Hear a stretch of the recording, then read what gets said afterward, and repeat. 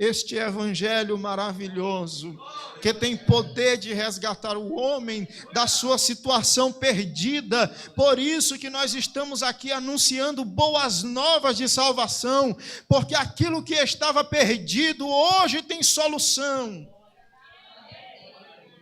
Por isso, queridos, nós glorificamos ao Senhor, nós engrandecemos o Senhor, porque quando nós olhamos para a sua palavra, nós vemos beleza, nós vemos riqueza tamanha, riqueza sem igual. A começar, porque o Evangelho, ele nos mostra a justiça de Deus. O Evangelho, ele é belo, porque ele nos fala da justiça de Deus. Abra sua Bíblia em Romanos capítulo 1 e versículo 17. A Bíblia nos diz o seguinte: porque nele se descobre a justiça de Deus, de fé em fé, como está escrito, mas o justo viverá da fé. Nós glorificamos a Deus porque esse Evangelho, ele mostra, ele revela a justiça de Deus. E sabe qual é a justiça de Deus, meu querido, você que me ouve nessa noite? Ezequiel capítulo 18, versículo 20 diz que a alma que pecar, esta morrerá. Deus, ele é justo. E nós precisamos ser justificados diante de Deus.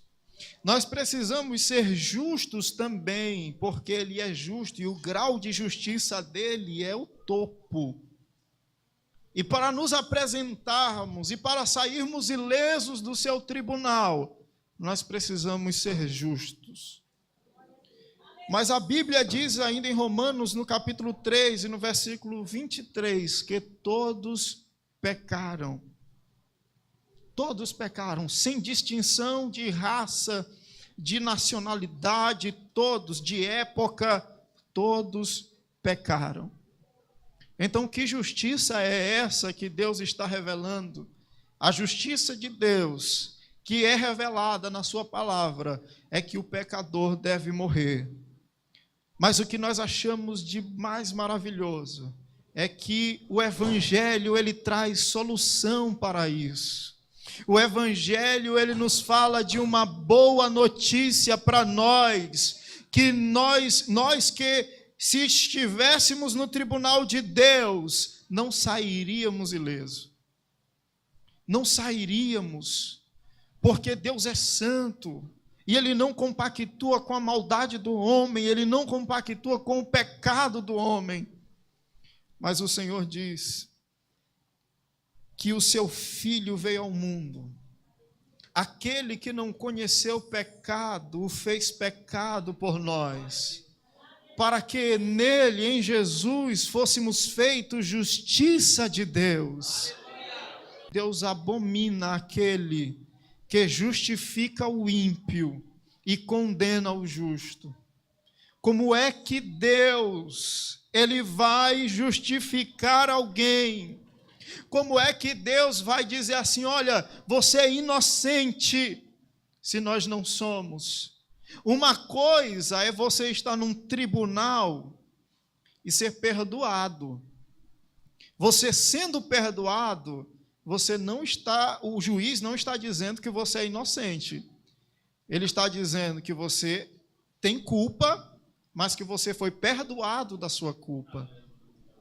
Mas quando nós olhamos para a justiça de Deus no Evangelho, quando nós olhamos Paulo dizendo em 2 Coríntios capítulo 5 e versículo 21, que aquele que não conheceu o pecado fez pecado por nós, e nele nós somos feitos justiça de Deus. Em outras palavras, para ser mais claro para os irmãos, Jesus, ele veio e ele tomou o meu lugar e o teu lugar. A Bíblia diz que as nossas transgressões e os nossos pecados, ele tomou sobre si. Pecadores hoje são declarados justos, justos para a glória de Deus Pai. Porque ele é justo e justificador daqueles que têm fé em Jesus. nós nos alegramos nesse evangelho, queridos, porque naquele período em Roma e em Corinto, o evangelho era ridicularizado.